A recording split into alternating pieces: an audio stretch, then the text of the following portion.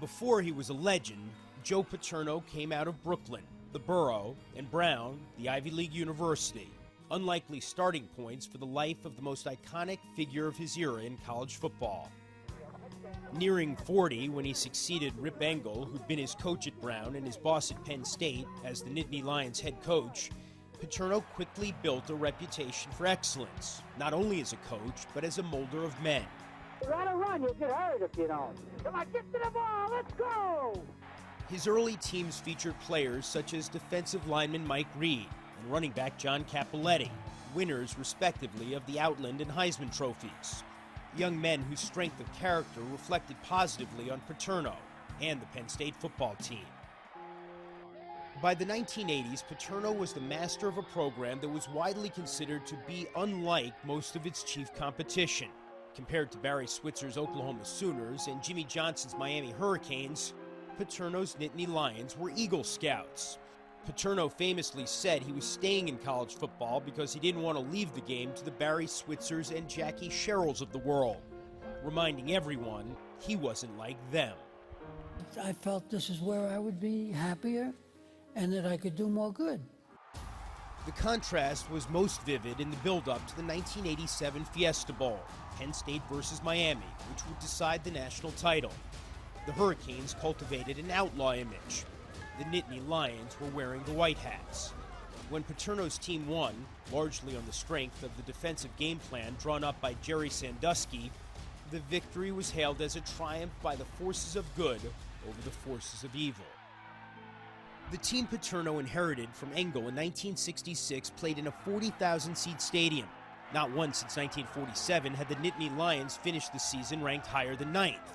By the time Paterno won that 1987 Fiesta Bowl, and with it his second national title in 5 years, Penn State was playing in a 90,000-seat stadium, and it joined the Notre Dame's, USC's, Oklahoma's, and Ohio States of the world at the pinnacle of the college game.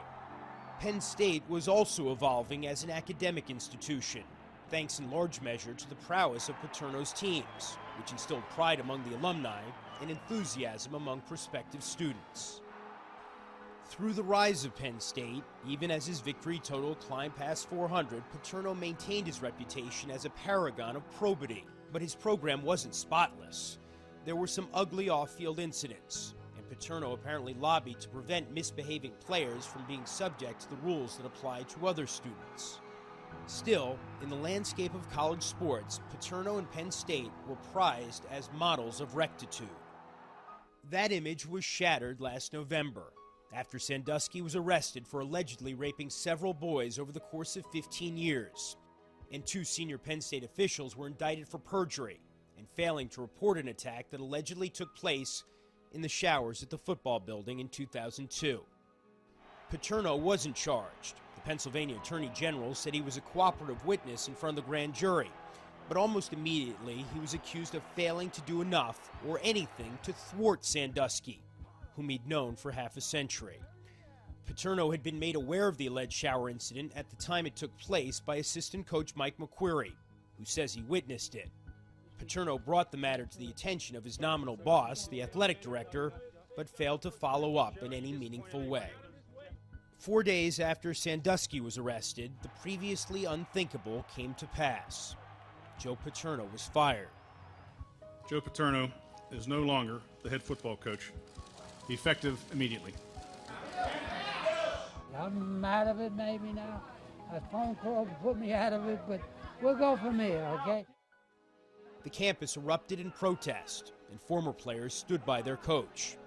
But outside State College, there were few who came to Paterno's defense. That such a career should end in such ignominy, that such a man should be shamed so late in the game, that such a legacy should be so tainted, can only be viewed as terribly sad, but ultimately not as unjustified and not as tragedy. Something tragic took place at Penn State, but it wasn't the fall of Joe Paterno.